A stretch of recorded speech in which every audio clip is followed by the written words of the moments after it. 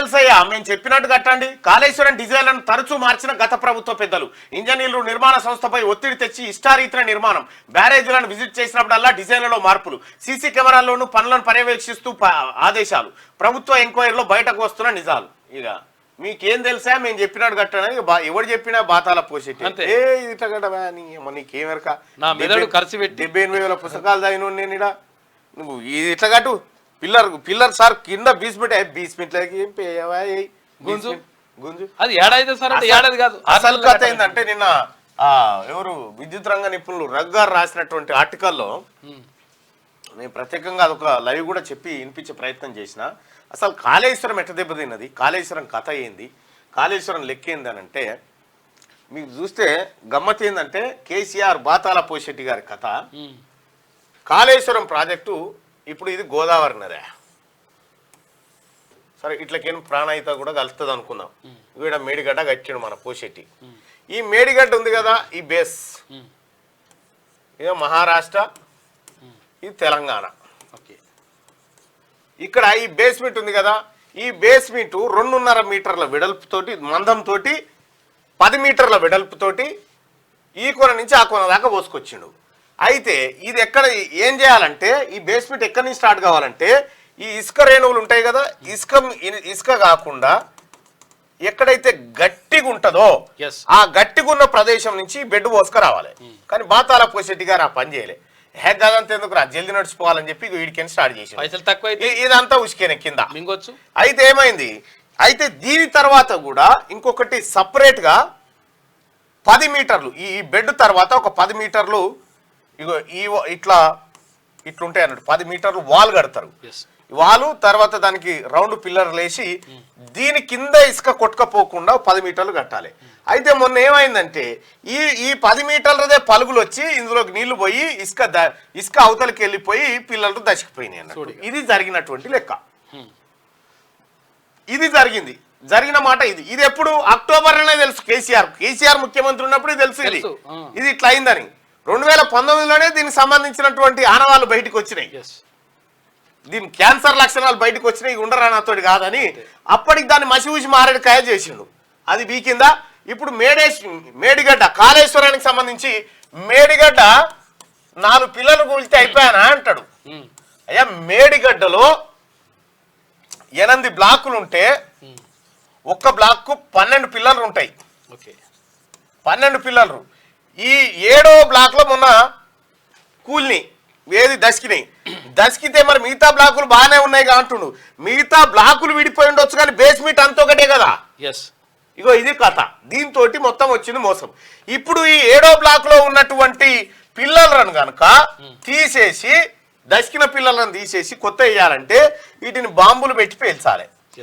ఒక ఆప్షన్. బాంబులు పెట్టి పేలిస్తే తతిమే వలిగిపోతాయి. లేకపోతే దీన్ని డైమండ్ కటింగ్ అంటారు.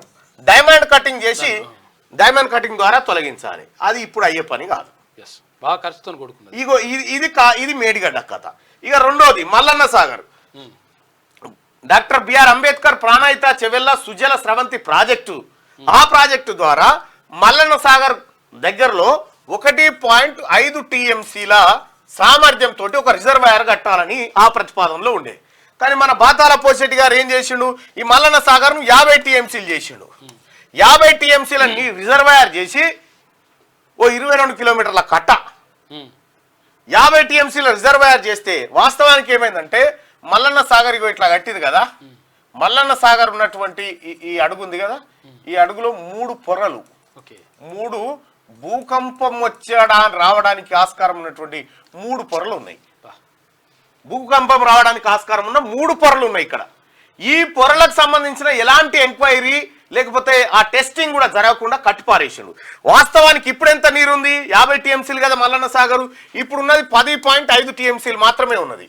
ఒకవేళ ఈ 10.5 టీఎంసీల కంటే ఎక్కువ కనుక నింపితే ఈ మల్లన్న సాగర్ ప్రమాదంలో పడే అవకాశం ఉంది. 50 టీఎంసీలు కూడా 50 టీఎంసీలు అయితే కథమే, మన దాన అన్ని ప్రాణ నష్టాలు జరుగుతాయి. ఇగో ఇది నిపుణులు హెచ్చరిస్తా ఉంది.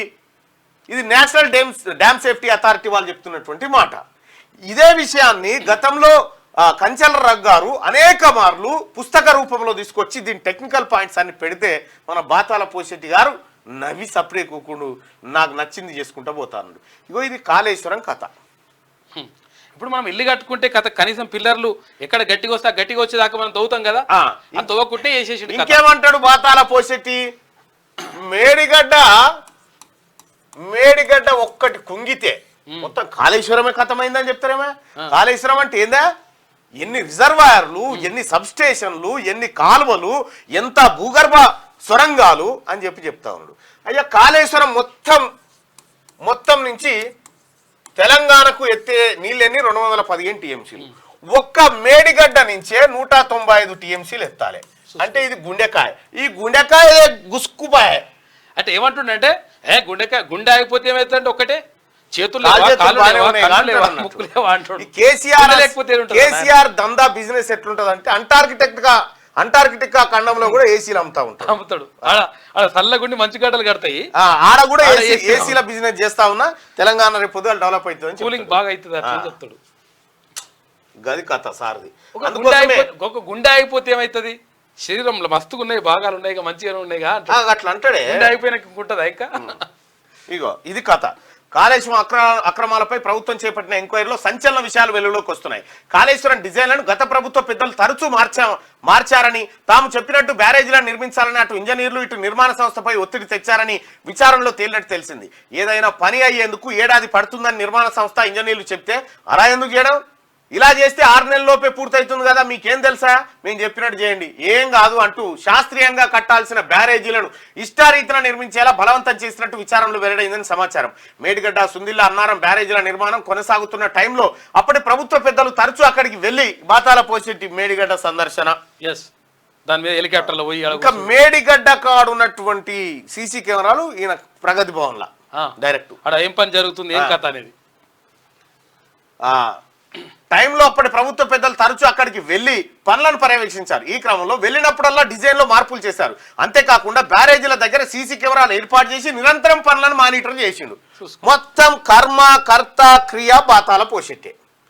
మేడిగడ్డ సర్వనాశనానికి, తెలంగాణ అప్పుల్లో కూరుకపోవడానికి, ప్రతి తలకు 1,25,000 రూపాయల అప్పు జమ కావడానికి, భవిష్యత్ తరంలో మొత్తం అప్పులు కట్టేందుకే ఓ తరం పుట్టాల్సిన పరిస్థితి వచ్చింది. ఇగో దీనికి అంతటి కారణం బాతాల పోషెట్టి. మేడిగడ్డ ఏమైందా, నేనే కుర్చేసుకొని పోయి ఎత్తెచ్చిపోతాను వస్తుంటాడు, ఎత్తి అనలేరి లేస్తే ఈత కొడతాడు.